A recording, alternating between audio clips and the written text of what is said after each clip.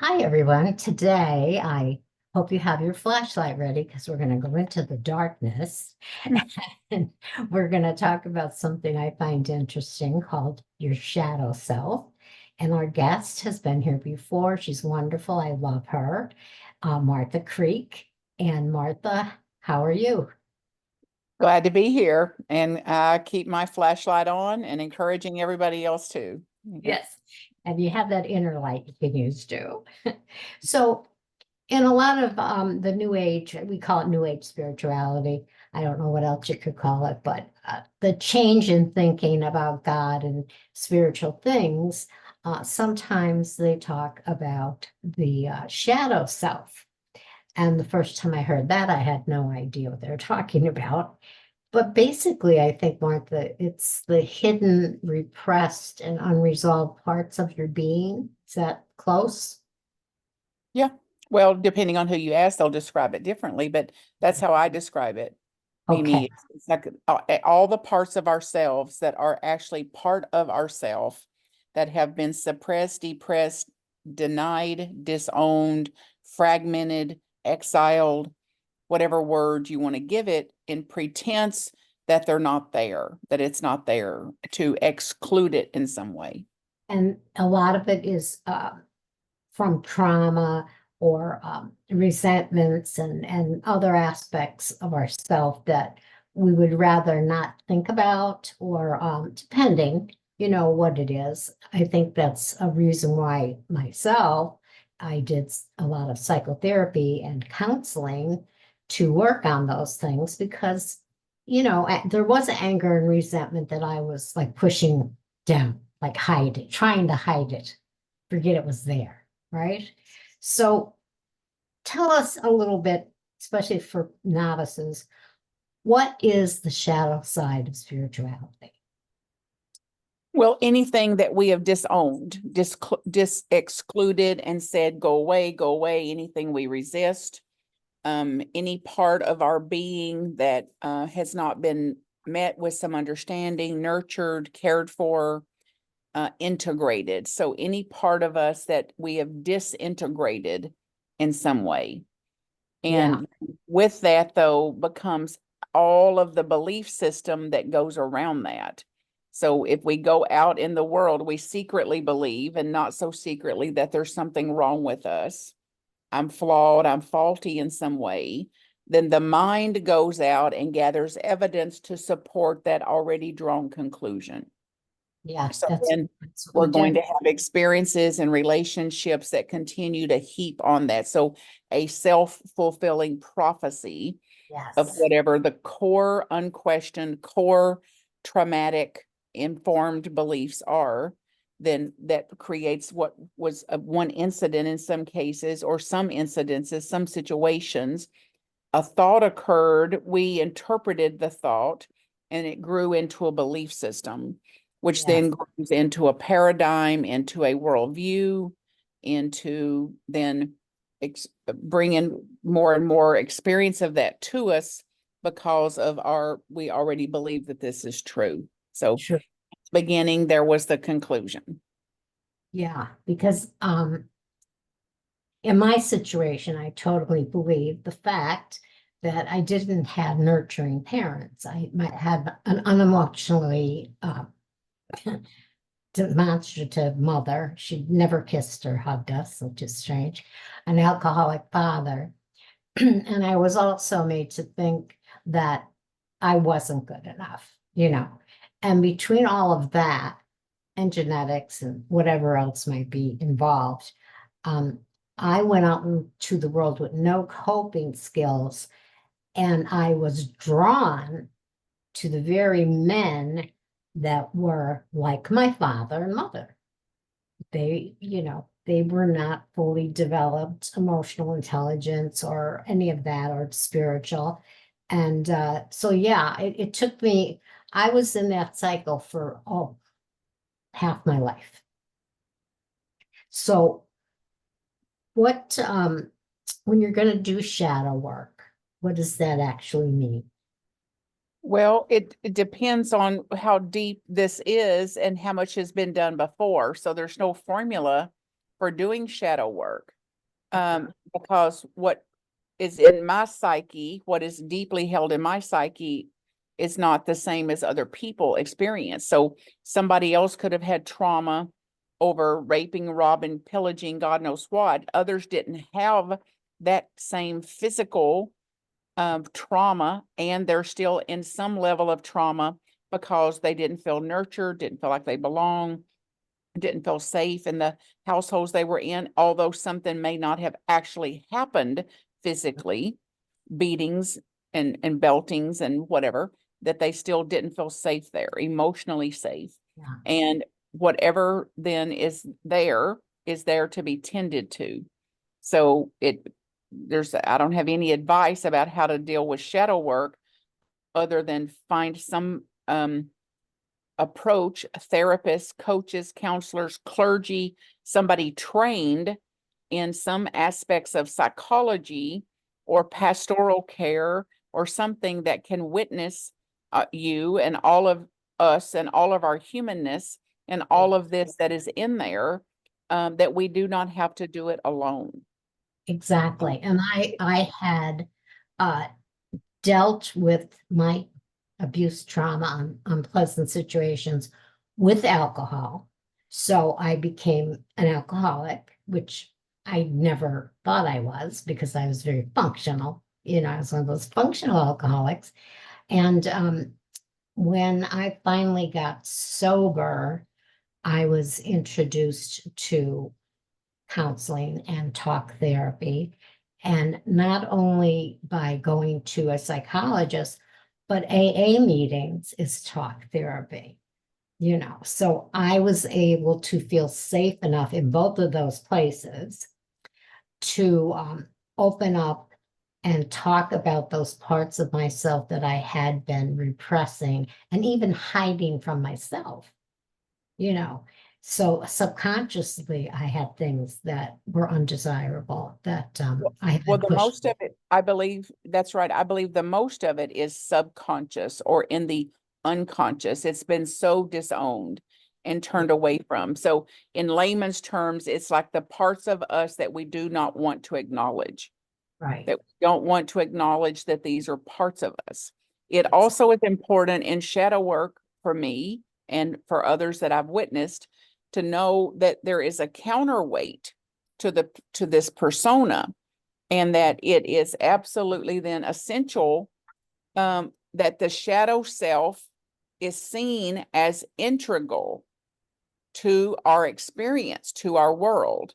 So it's not a problem. It's not something to be taken out. It's not something to be mad at or to try to overcome, but something to integrate. So the shadow self has its own values, its own benefits to us.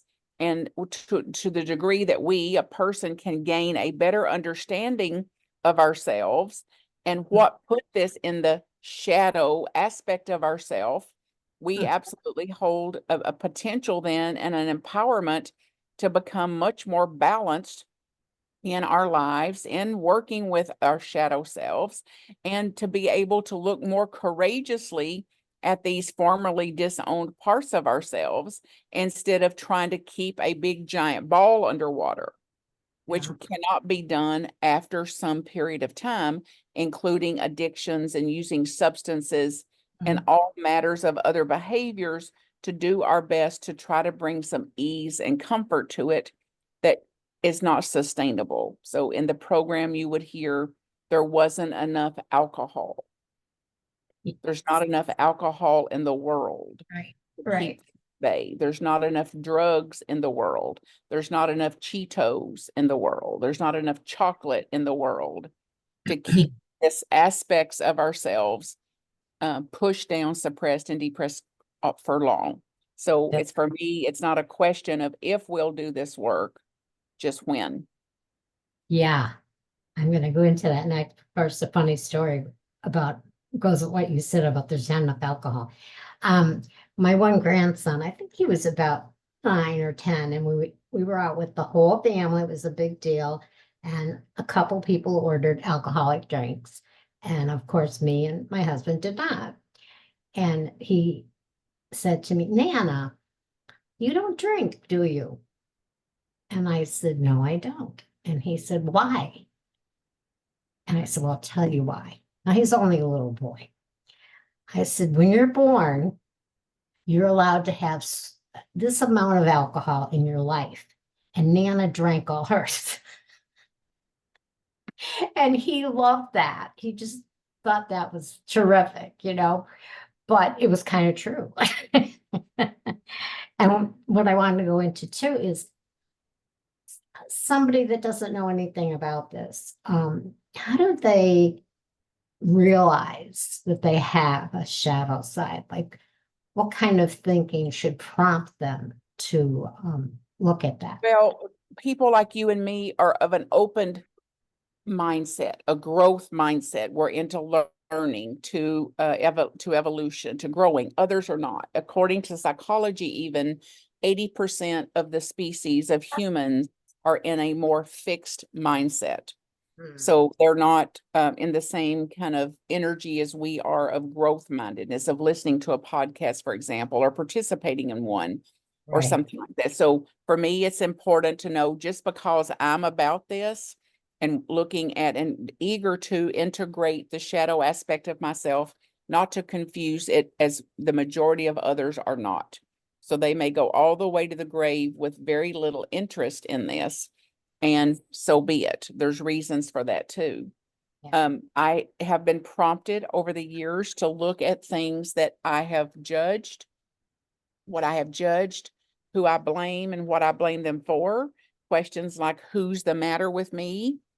Ah, Who is the matter with me is reflecting to me the aspects of myself that I won't acknowledge. So whatever I judge, I have. If I spot it, I've got it. yeah. So anything I hate, so to speak. And Yeah. one of my friends that just left here, actually, that's one of her phrases: be careful what you hate, it'll show up at your table. Mm. And I say it as, be careful what you hate, it'll show up on your plate. Yeah. So this is a part of, then I'm proactive to look at this. So Mhm. I use all matters of work over the years: Hoffman Institute, mystery schools, journaling, page writing, anger work, holotropic breath work, Yeah. imaging, journaling, everything known to creation. I've explored to some degree to bring anything that's in my shadow out into light, to Yeah. integrate whatever's in the shadow, that it's not fragmented, that it Mhm. is integrated, not disintegrated. And prompts around, um, I'm not okay because. What I want in this situation is, what they should do is, what I need them to do is, I don't want to ever feel blank again. I don't want to ever feel rejected, shamed, blamed, guilty. Things I don't want. What do I want? What do I not want? What do I need? What is it I don't need? What they should be doing, what they shouldn't be doing. These are Mm. prompts right out of the work of Byron Katie, which is considered cognitive behavioral therapy, to look at everything that we're judging outside of ourselves is also represented by an aspect of ourselves that we're judging, Yeah. and primarily unconsciously. So Yes. everything I'm seeing in the external is mirroring back to me a piece of myself, a part of myself. Yeah. And that I think the most valuable thing for me has been in this Carl Jung and his psychology, his approach included not to make the shadow wrong. Yeah. It's not a negative aspect of us, or so that we're not as shameful about it or guilty for it, that it is a part of our wholeness. It Right. is included in our wholeness. It is an important, and I say even for me, vital part of my psyche. And it is to be met with some understanding, with some compassion, with a greater sense of calm than I've been able to have about it before, Mhm. connecting with all the parts. And over time, then I've learned and witnessed others learning how to manage the impulses of the disowned, the impulses of the psyche, the impulses of the shadow, um, such as rage and anger and greed, and other things and not call it names and not make it negative and not make it bad and not make it wrong. But this is included in my whole being. This is a part of my human learning processes. Yeah. And it is very, very scary. Pull back the cover and see what's under here. Just like we turn over a log in the woods or a rock in the woods and there's creepy crawlers under there. Yeah. And whatever has been living in the darkness. And it's like that can be very, very scary when we're looking into our own underbelly, into our own underworld. It can be very, very frightening, which is why I encourage somebody to have a witness. And in the program that's a sponsor, somebody to do that can represent a sponsor role for you, or somebody that's a witness for it. Yes, So perfect, perfect. Yeah, perfect segue. I'm going to stop you there because I think it's a great thing that there are 12-step programs and that AA came about because whatever way they get there, you say grudge, a nudge, or a judge, whatever way you get there. I know when I was handed the big book, I was like in awe. I was like, oh my God. I wish I had this book when I was 20, but I probably wasn't ready for it when I was 20. And they do that reflection and looking at yourself and listing your resentments. So that is kind of shadow work right there. Even if it's just 101, it's a beginning. And everybody isn't like us that's open to it. Some people are offered that gift and given the tools and they don't use them, or they use them for a while and then they stop and they go back, But I remember going to a psychiatrist after rehab, etc., because I was going to do counseling, because I also had depression and panic disorder that needed to be looked at, which had to do with past issues and things, my shadow work, which I didn't call it that then.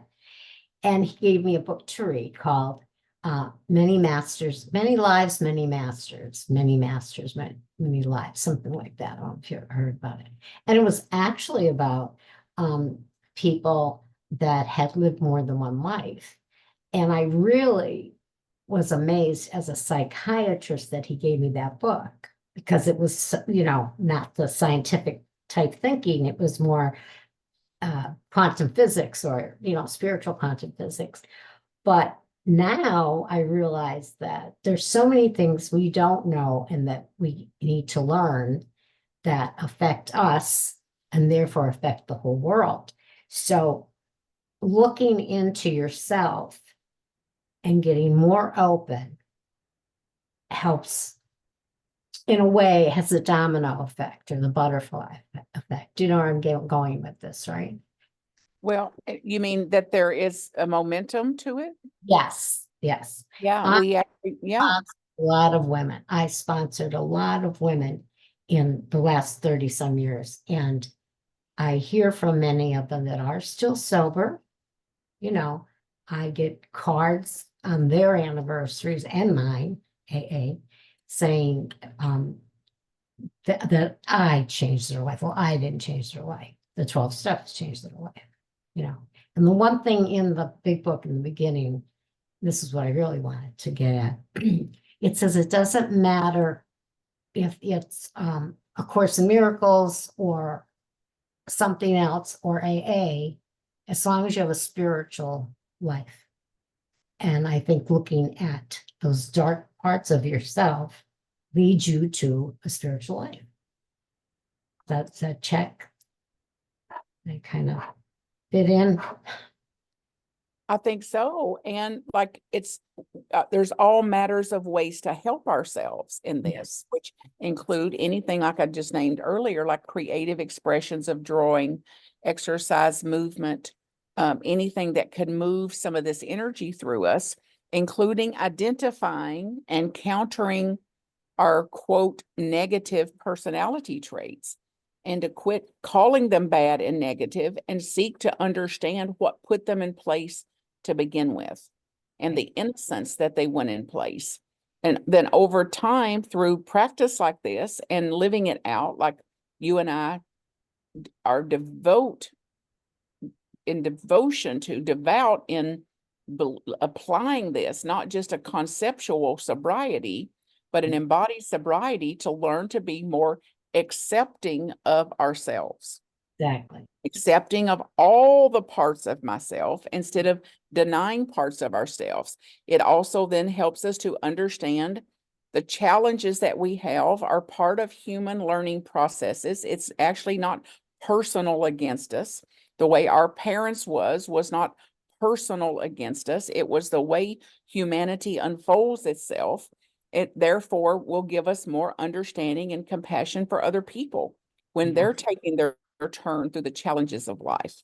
It also means, I believe, facing traumas, facing the traumas that we've lived and had, facing grief and allowing grief to have its life, losses, other challenging emotions. So to let be, swing wide the door for the full range of emotion instead of toxic positivity and pretending that we feel a certain way when we don't, which is an abandonment of self, a rejection of some aspect of ourselves when we pretend that we feel a way that we don't.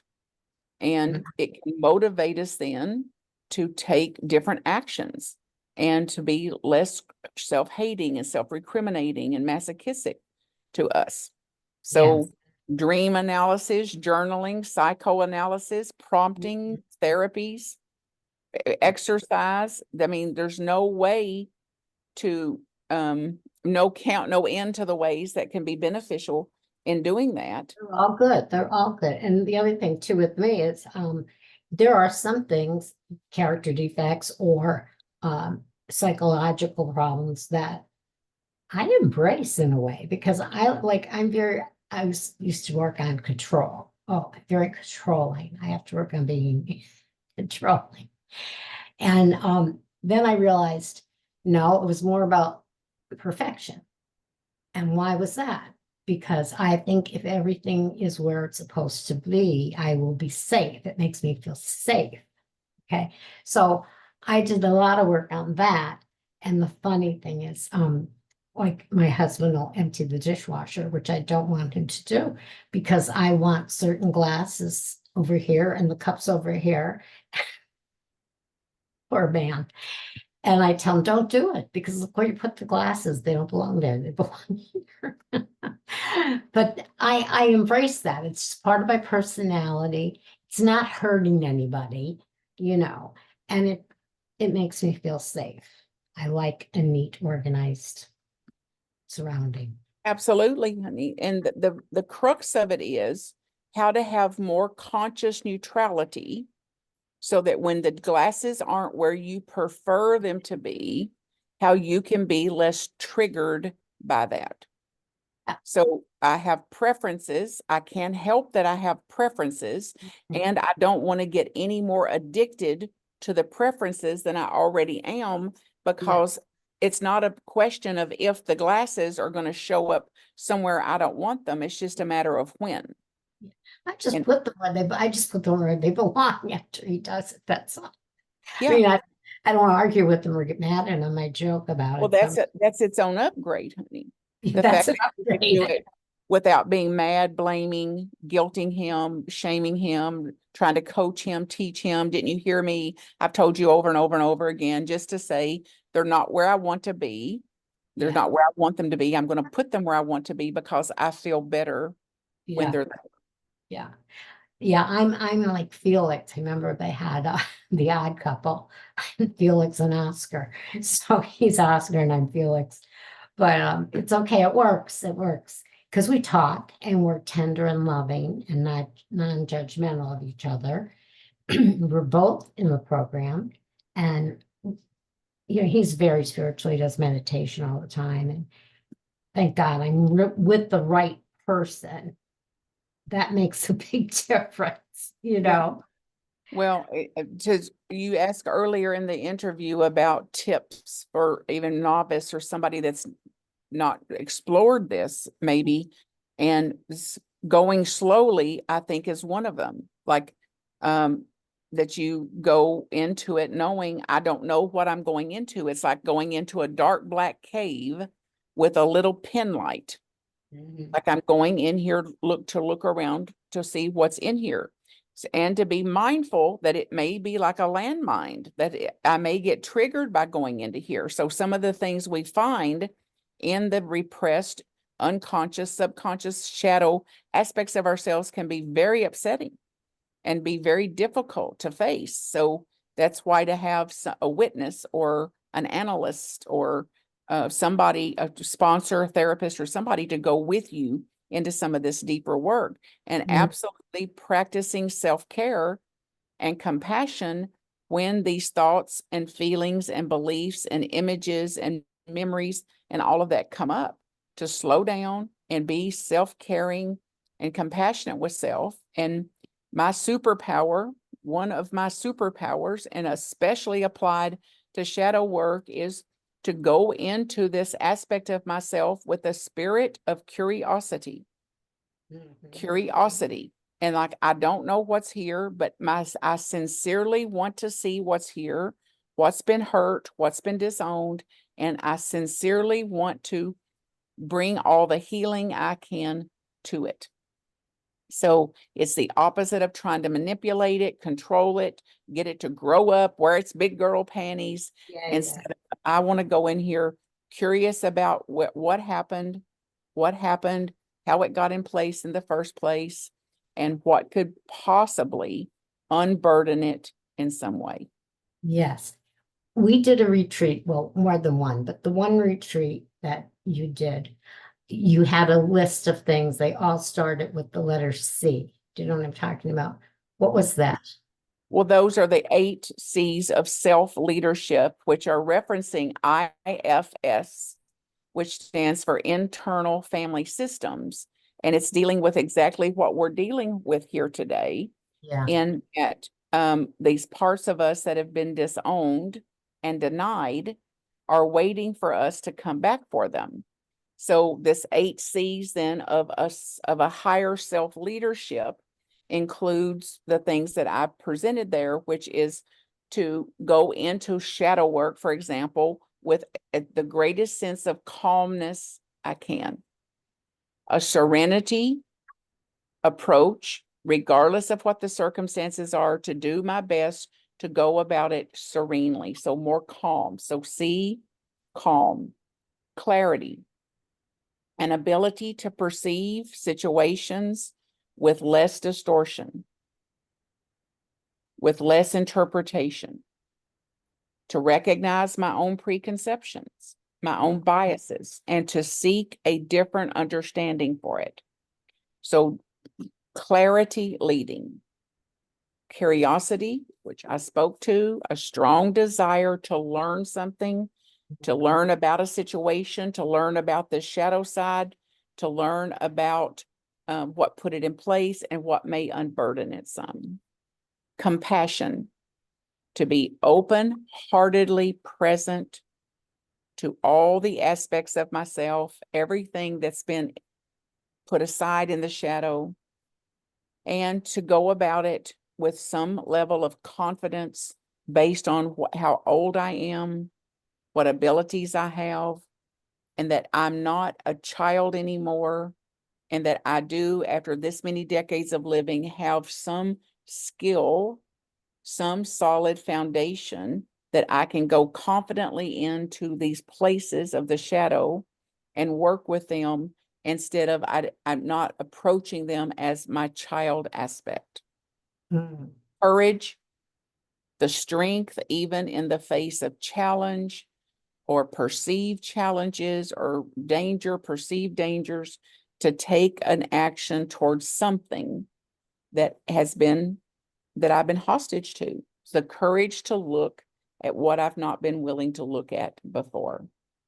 Creativity, which is the use then of resources, imagination, skill, perception shifting, anything that I can bring to the situation to generatively learn, creativity, to create a different solution for how I've been with this, which I would say then to interrupt the patterning of this. Yes. And then a connectedness, a clear, cared for, developed state of feeling that knows beyond anything, that knows in not only belief, but in certainty that I'm part of a larger organism, that I'm one part of a larger organism, a larger life, that I'm one part of something much bigger than me. And that my connection with that life that's expressing me will give me a different grounds for looking at these parts of me that I have disowned. So those are the 8 C's. Yes, I love them. I have them written down somewhere. I really loved when you did that part in the retreat. And then I've since done a podcast on curiosity is a wonderful trait because it is. And I'm that type of person. You know, if I don't know something, I'm going to go right on. And I love the internet for that reason. Go right on Well, there. I just wrote a newsletter that leads with that. So this, if people want to go to marthacreek.com, they can enroll in the newsletter. It comes out the first day of every month. And the title is To Develop a Sense of Curiosity as a Superpower, Less Judgment and More Curiosity. And I put a scene in there from the lessons of Ted Lasso. I which was love that show. You it, led me to that show. it was a series. It's still very moving to me. I learned so much about it. And it's got a great examples in spades, examples of the power of the shadow and of the Yes. shadow aspects and how people met their own shadows and navigated them through choice, through free will, if there is free will, through determining how I'm going to be different in a situation, regardless of my traumatic responses. So That- yes, there's trauma, and yes, I'm going to choose again how to be with these triggers differently. And at times I won't be able to control some of it. But Right. that scene about curiosity is Yeah. one of my favorite scenes where they're going to throw darts. They're throwing darts, and there's a big bet on the line.